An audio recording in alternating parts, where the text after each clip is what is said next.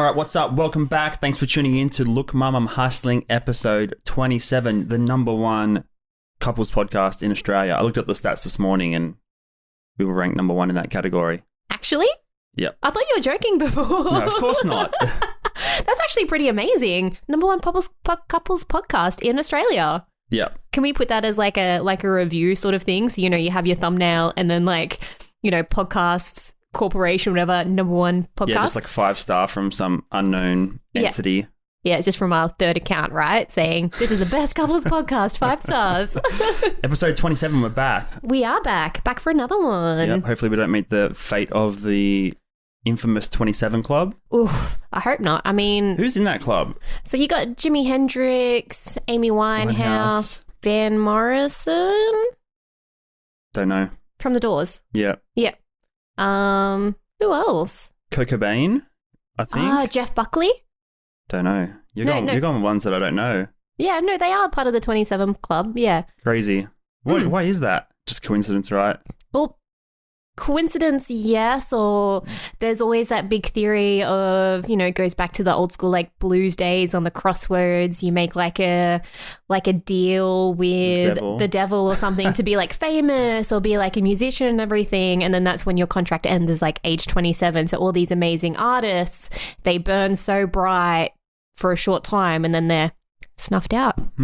Or is it that you just 27 is your riskiest, is when you do your riskiest behavior, especially when you're at that level of celebrity and fandom and whatnot. Yeah, for sure. And it's like, and a lot of them would take like drugs and, the whole tortured artist sort of thing as well to be able to make like, I don't know, great art. They always say that you need to be tortured, but it's also one of those things like when you're young, your body can bounce back a lot easier if you do something bad to your body, things like that. But as you start to get older, it's tougher for your body. So maybe like when you get to like 25, 26, 27, your body's starting to like not be able to handle it anymore. So maybe that's also another contribution. I don't know. Do you reckon there's like a moment of relief for a lot of these celebrities when they turn 28? Oh, yeah. The ones that sign that contract would be like, oh, I'm fine. Yeah. Or just being locked down like in COVID for your whole year of being 27. That'd be a blessing in disguise for some celebrity. Who's 27? Post Malone or someone? I have no idea. He's probably way younger, right? He's probably like some obscene age, like 22. I don't know. I don't even know how old 40. like Justin Bieber is. I think Bieber's got to be like probably 25, I'd say. Yeah, 25. Might be a bit older. Yeah, we don't really follow the young celebs much. What do you mean? Well, like how old they are. No. I don't think anyone does. No. You go to birthdays, celebritybirthdays.com. Unless if you're one of those people that go to, the Comic Cons and things like that and like pay $200 for a signed photograph and you know everything about them. And their height. Yeah, their height that you find in like the TV mags, favorite food, favorite hobby. Newspaper clippings. Yeah. Just, have a wall of fame of whoever your celebrity is. Have you ever met anyone like that famous that you didn't pay for at a Comic-Con? No, but at my work ages ago, this is like my one and only, I think I've got a few others, but Chris Hemsworth came into my work once. Wow. Yeah, back in his, I think it was like the first Thor movie. I was going to say prior. Super early on. Pre-Thor, yeah. Yeah, pre-Thor, so it was like one of the very, very beginning ones. And I was, how old was I? I was probably like 22, 23. Post Home and Away then? Yeah, post Home and Away. He was just becoming famous. And we're like, oh, is that Chris Hemsworth? And I just go up to him and be like, would you like any help with anything? And he's like, no, I'm fine. I'm like, okay then. And I just walk away. And so did 5 more of your staff. Yeah, 100%. Other than that, I've seen like a couple of comedians and everything now and then. What comedian did you bump into that one time? Bump into? Was it? No, I was going to say it wasn't Carl Barron. It was, not Arj Barker. No. So when I was working at that store, that shall not be named, what was his name? Akmal? Yeah, that dude. Yeah. Yeah. Not a decent comedian, I guess. Not the biggest celebrity. Yeah. In Australia. Have you met any others or? Guy Sebastian came in when I was working at Dan Murphy's one night. Really? I think it was New Year's Eve even, yeah. What did he buy? Don't know. Didn't see him. I was at the back. Was it like the hot goss of the story? Be like, oh, Guy Sebastian just came in. Of course. Yeah. Yeah. The hot goss for like a whole week. Yeah. Anybody else? No, just like low-level Australian celebrities. No US ones. No. I don't When they come here, they're shuttled around Sydney and stuff. You're not going to see them roaming around unless you're at some destination like Byron Bay where they're filming movies and stuff like that. That's true, because that is the hot spot for celebrities. I know Sydney, there used to be heaps more back when they were doing filming at like Fox Studios and everything. Yeah. Now they don't do that anymore. We don't get as many international. But again, COVID flights, haven't really just seen many come through. You can film movies anywhere. I was reading the other day somewhere that some movie that's like set in Norway is just filmed in New Zealand. You can fake so much stuff. Or like a cowboy movie with like deserts, you can just film like in any desert sort of. Yeah, that's true, because isn't it like, the power of Hollywood or the power of like editing, you just need somewhere that sort of looks similar. And you have places, especially like New Zealand, they have like the whole spectrum of the style of, because you've got snow, you've got forest, you've got beach, you've got pretty much everything there. Ideal. Yeah, same as Australia, we've got a bit of everything as well here. Rainforests, deserts. Yeah. What don't we have? We got rainforest, we got desert, Yeah, we've got everything. Yeah. I don't know, we just don't have, I was about to say we have a lot of caverns. Do we have any volcanoes? I feel like there would be like one or two. There'd have to be a volcano, right? Yeah. Sure. Yeah, because Australia is super old. Really, really old. Is it? Do you know how old it is? No, I'm not a prehistoric. You know when it broke off from Pangea? No, do you? No. Long time ago. All I know is Australia's real old. Yeah, it's real old island. Mm-hmm. Apparently an island. I mean, that's what Scott Morrison said. We're like, we're a little island over here. Floating around. New Zealand looks lovely. We've never been. I've always wanted to go. Would you go snowing? Snowing. Would you go skiing? Would you go skiing with me? Because I know you're not much of a snow fan. I feel like I'm past the point of learning how to ski and snowboard. Too old now. Like if I'm going to go for like, let's say we go for a 2-week holiday, average length holiday in New Zealand. You can maybe learn a little bit, but then you're spending your whole time learning instead of like traveling almost, as opposed to going there with some skill. But then even if you start developing skills here in the winter, there's only like a slowish progression because you can't hit it all year round. Well, if you know how to surf or skate, you can translate those skills to snow. No, you can snowboarding, because like I've been to the snow like twice. The first time I went, I tried to learn snowboarding, but because I didn't know how to surf and I didn't know how to skate, like I found it really hard to try and pick up quickly, and we were only there for like 3 days. So the next day, got skis, did like a morning class, and I was skiing throughout the whole day. So skiing is super easy to pick up compared to snowboarding, unless you already know how to surf or skate, then you'll be able to pick that up. So I'm not giving myself enough credit. No, definitely not at all. Wow. Okay. And we should try. Yeah. And yes, people can break bones and things like that, but if you sort of know how to like fall, you're okay. If you do this is the thing. We went to like a snow, I guess, what would you call it? Like as part of school, like a group of like 20 of us or whatever, must have been like some sports excursion class. Yeah, like for the weekend. Yeah. Went down there. I was heaps sick, like probably easily in my top 5 most sickest moments of my life. Like stomach or flu? Can't remember, probably a bit of both. Yeah. To the point of where like I had never really gone on school excursions or like camps or anything because my brother and sister were older and they went on all of them, and obviously not a lot of value. Gotcha. For some of them, so little old me didn't go to many. Then I went to the snow one, probably like year 10 or 11. Yeah. Heap sick. Was almost not going to go, but my parents were like, you've paid a hefty deposit here. Oh, of course. The snow is not cheap because it's seasonal. And I was looking forward to this, waiting years for the first excursion and like, gotta go. I'm sick. Went down there. First night, freezing cold, obviously. Winter in the snow. But the next morning they all went, it was the day to go out onto the snowfields, right? I was like, try and muster the courage, got on the snow tube, sick as a dog the whole way up. Oh, you poor thing. And then we got to the top, I think it was Blue Cow, it was like the first one we went to. And you just go on like a practice slope, which is more or less horizontal. Yeah, with like a slight dip. Like a 1 degree decline, like tiny slope. Easy. Yeah. And then you go down, there's like a slower, like a escalator sort of thing, bringing you back up the other side so you can go down and practice. First run down, my best mate breaks his wrist. What? Like straight away. On the baby slope. Yeah. It's literally the slopes that they teach toddlers how to go down on. First, but at least like the first 1 or 2 or 3 runs down, just fell the wrong way, wrist broken. Yeah. not good. No.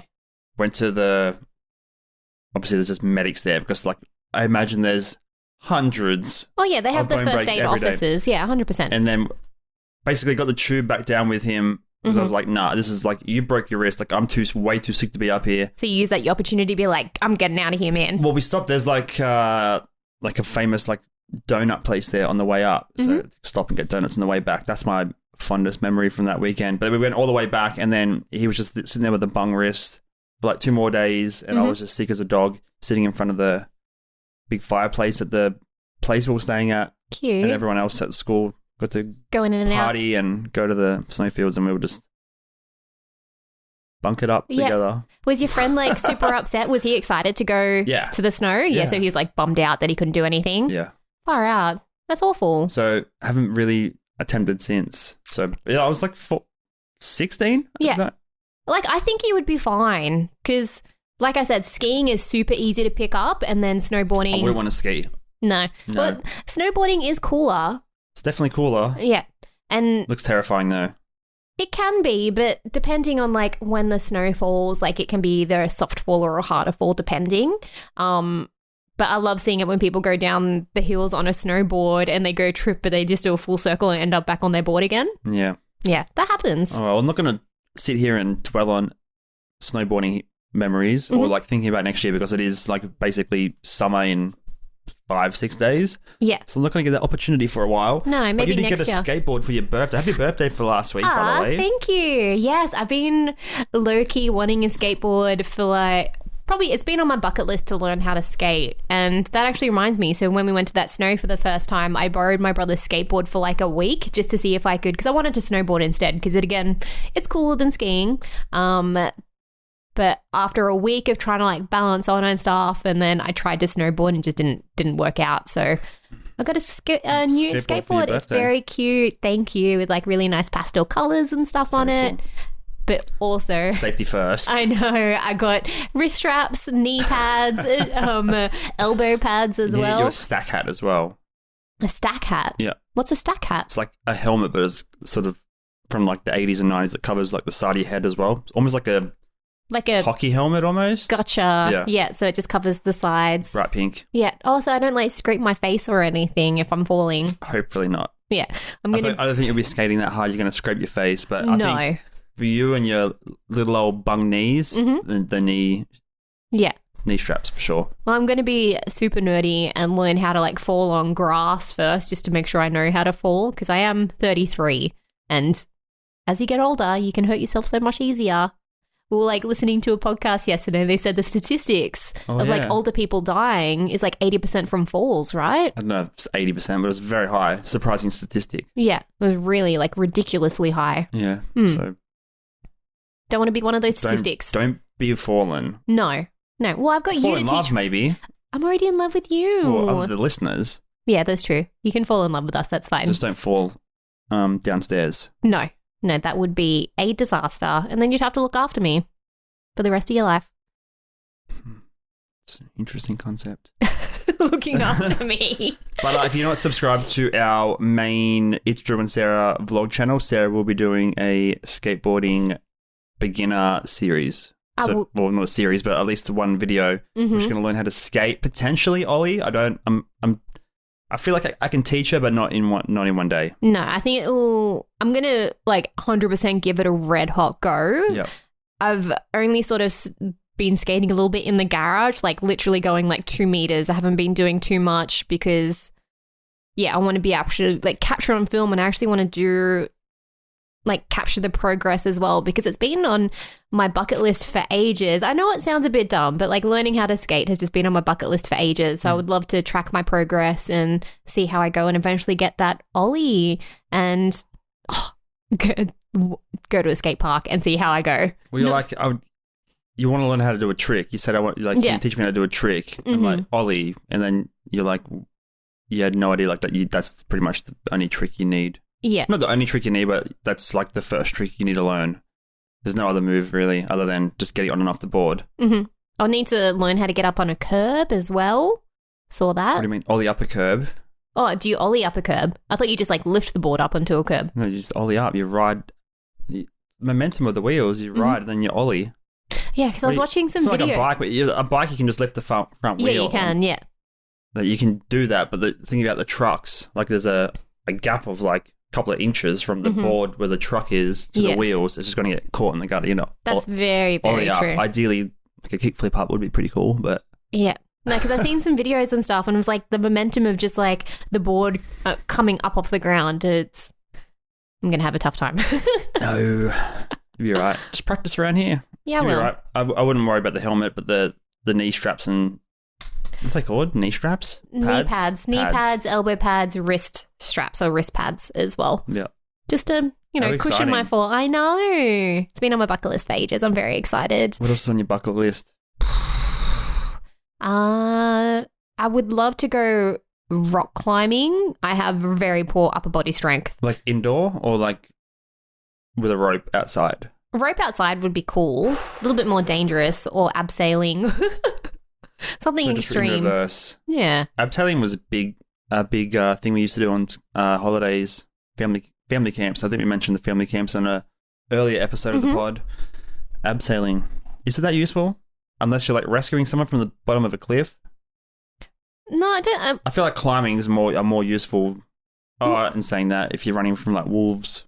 Okay, never mind. You need to get down all those kind of... Always be prepared. Yeah, always be prepared. But yeah, those... I think it's just more of like the adrenaline kick that people like doing those type of extreme activities. Be able to go through.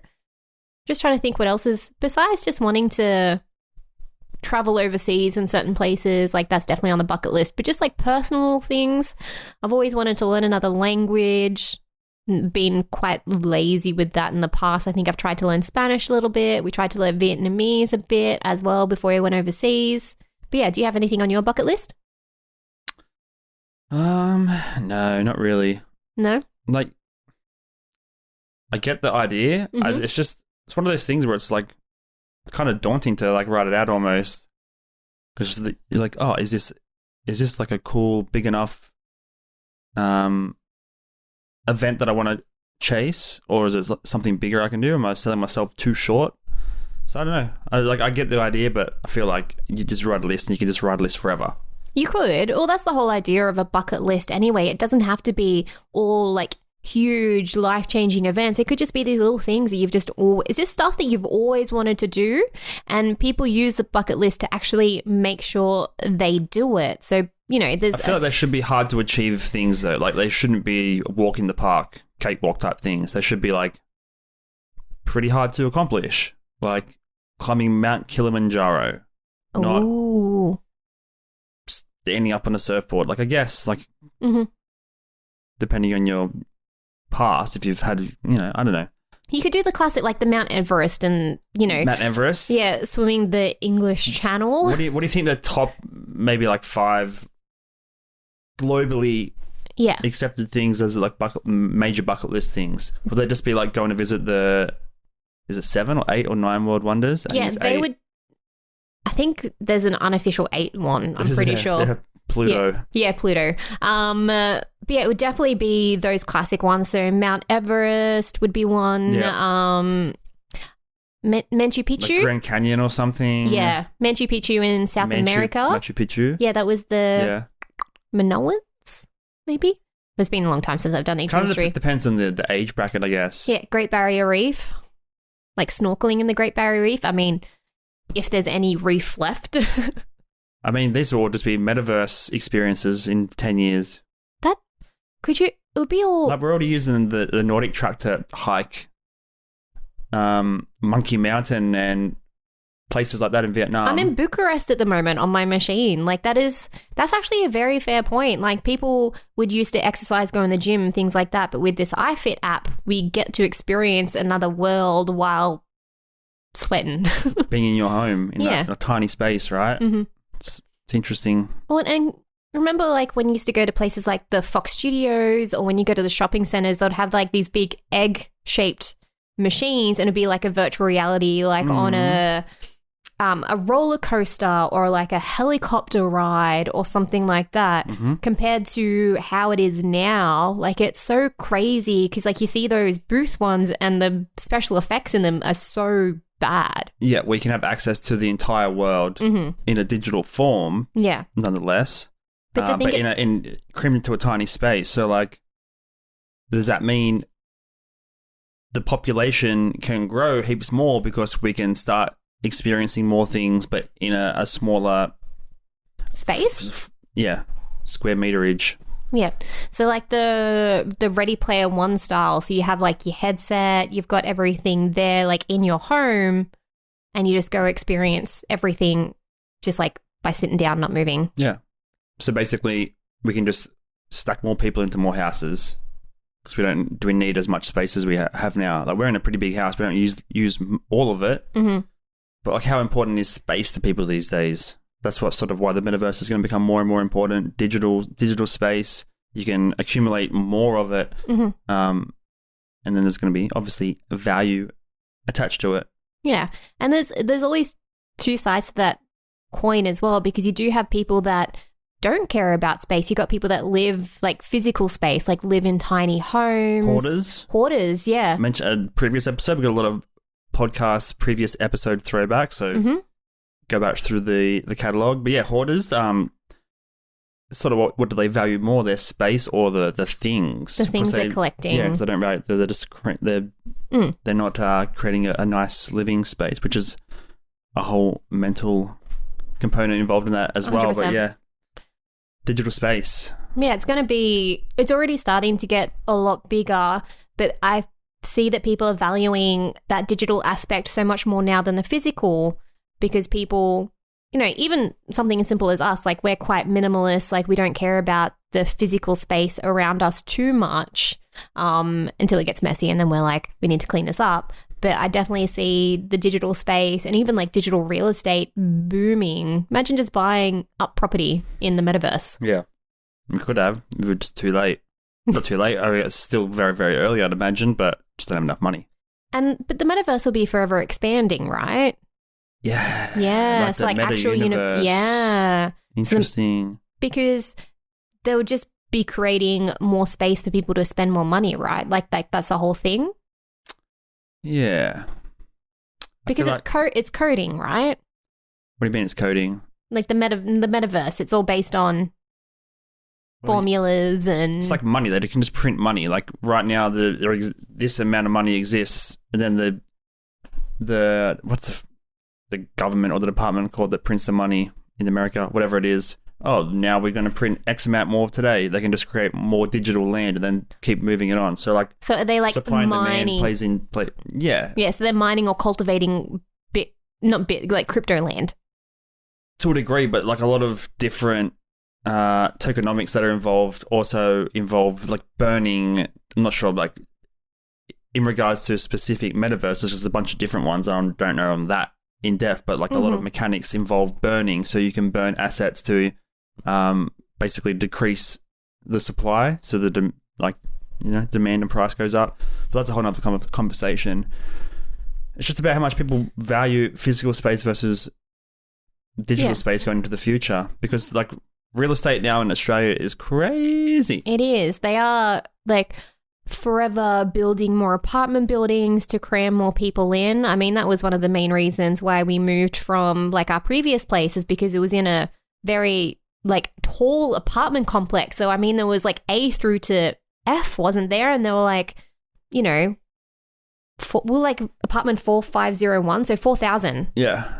Times at least two people. Yeah. It's mental, like how much it is. So you have that aspect where people are happy to be crammed into an apartment complex because the commute to work is only like 20 minutes via the train. Or you have people that value the space and the land and need like a larger property, so they move out further, like from the city areas. So you'd have both people that don't care about space and then people that do care about space. And that's something I like about our reselling business. The smaller the item is, the better, obviously, as long as there's value in there. Like if you can have a high-priced item, a high-value item that's very small, and you can have lots of them, that's like the goal, right? And then if you have it in a digital form, like an NFT, even better. You don't have to store it or anything. So that's why like basketball cards are really cool, especially the higher-end graded ones. If you can accumulate lots and lots of them, you can, have hundreds of thousands or if not millions of dollars worth of value in a little foot by foot like storage box. Yeah. Now, I love that idea because you do have some people that would collect furniture or they'll collect, I don't know, just like, more bulkier items. Yeah. And we just happen to be two people that doesn't like a lot of clutter. I mean, it's probably a good thing that we're not huge collectors.